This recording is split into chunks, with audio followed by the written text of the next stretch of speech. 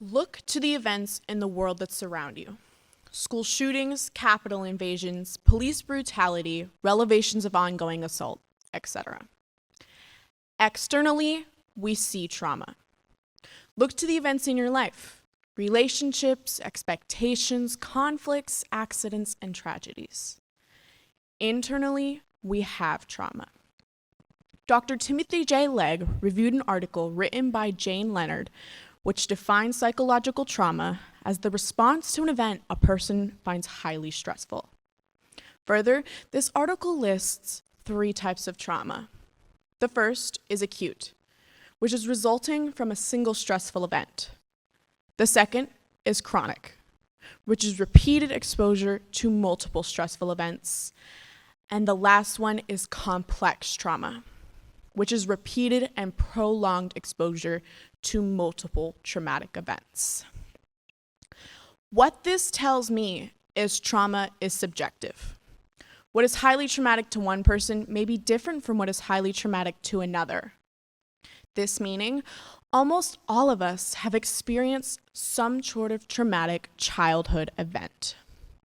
Some more extreme than the next, but we can agree it's something the community around us is talking about more. For example, people are using social media to share their own personal experiences.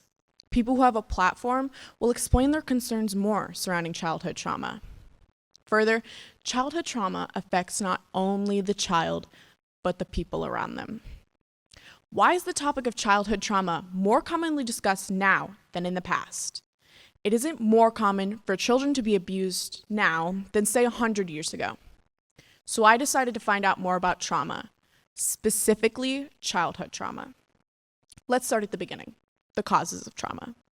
Trauma can be caused by psychological, physical, or sexual abuse, national disasters, community or school violence, relationships, sexual abuse, and serious illnesses.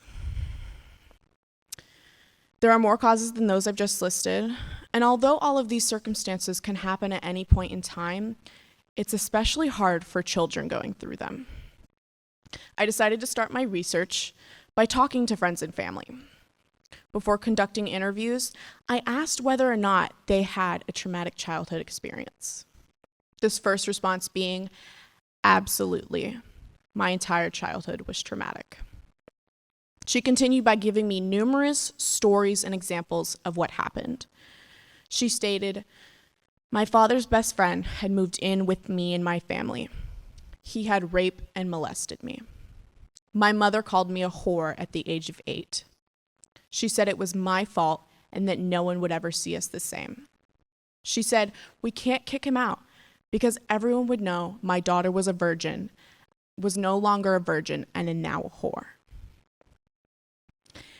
This abuse continued between her and the so-called man with her mother's knowledge every day. It lasted for 6 months until she told her father. After kicking the man out, her father forbade her from telling anyone because you would never marry a good man because you were no longer a virgin. Sadly, this is not the only abuse she endured. After hearing her full story, I was emotional. Aside from the obvious assault she endured, the reaction of her parents was so troubling to me. The people that should have been comforting and supporting her did quite the opposite. How could a parent do such a thing to their child? I talked to another person and heard his stories about how he was homeless at the age of 14. He said, I was at my lowest point, and being that young, it affected me. I never asked anyone for anything ever. He said, this man at the age of 14 had to eat out of dumpsters and sleep in the park. His parents were divorced, and his mother didn't care for him the way that she should have. Have I had a traumatic childhood experience? For 6 years, I had a teacher that used to harass and assault me in class. He commonly pulled on my dress or skirt, punched my back, or told me I was more beautiful than the other girls in my class. At the time, I didn't understand that what he was doing was wrong and thought it was completely normal. Until, in about 3rd or 4th grade, the principal brought me into her office and asked if he had touched me. I told her no, covering up for him.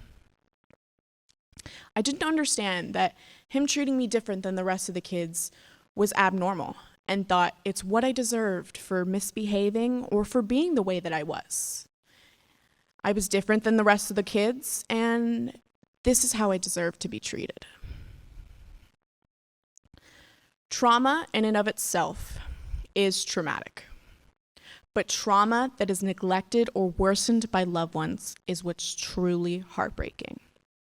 Yet when we take ourselves out of the past and look at the stories of these adults when they were children, we can find hope. The woman who was called a whore at the age of 8 graduated, married, and had 4 beautiful babies. The gentleman I interviewed had a daughter and succeeded in life with a good job, a place to sleep, and the ability to support his loved ones. I found out that 92% of people say they've grown because of their childhood trauma. Here's what they say. I'm a better mom to my children because of everything that happened to me. I'm a better mother and a person because my mother wasn't. And the number one thing I wanted most was to make sure my children didn't see me the same way I saw my mother. The gentleman stated, my parents taught me what I didn't want to be in life. My hard work and ethic came from being homeless. Being homeless drove me to work harder and do better. I personally feel I'm a more generous and welcoming person because of everything that's happened to me. I've grown to love what life has offered me and the people that matter to me.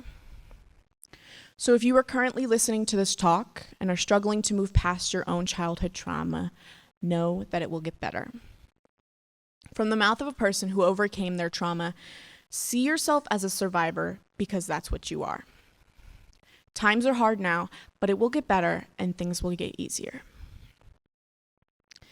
If you are currently listening to this talk and know someone who is going through their own trauma, support them and be there for them. If you are currently experiencing trauma, find help and talk to someone you trust, whether it's a trusted adult or a trained professional. Get the help you deserve. We cannot simply avoid trauma, but as we look to the events in the world that surround us, recognize and appreciate the trauma. Find ways to remove yourself from ongoing trauma and seek help to begin the journey of overcoming it. Help those around you without judgment, and recognize we are made of the best and worst experiences of our lives. No one moment is a permanent condition. Turn your trauma into triumph. Thank you.